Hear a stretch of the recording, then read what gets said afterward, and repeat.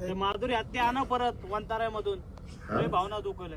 माधुरी हत्ती हत्ती आणा हत्ती. हत्ती हत्ती काय झालं? त्याला वंतारामध्ये घेऊन गेले. ते कोल्हापूरची हत्ती आहे. लोकांची लय भावना दुखवली त्या हत्तीमुळे. अरे माधुरी हत्तीचं माधुरी हत्तीच म्हणलो की. त्या माधुरी हत्तीच्या बद्दल सुप्रीम कोर्टाने निकाल दिला आहे.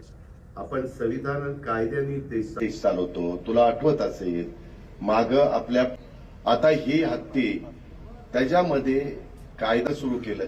शेवटी तुम्हाला मला जसा जगण्याचा अधिकार आहे तसा पक्ष्यांनाही जगण्याचा अधिकार आहे, प्राण्यांनाही जगण्याचा अधिकार आहे.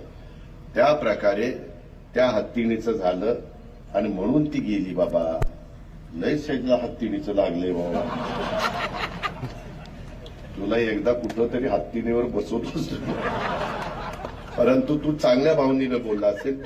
तू प्राणी प्रेमी असशील म्हणून ती भूमिका मांडली. त्याबद्दल तुझं दुमत नाही, तुझं अभिनंदन. पण मी पण त्याच्या खोलात गेलेलो होतो.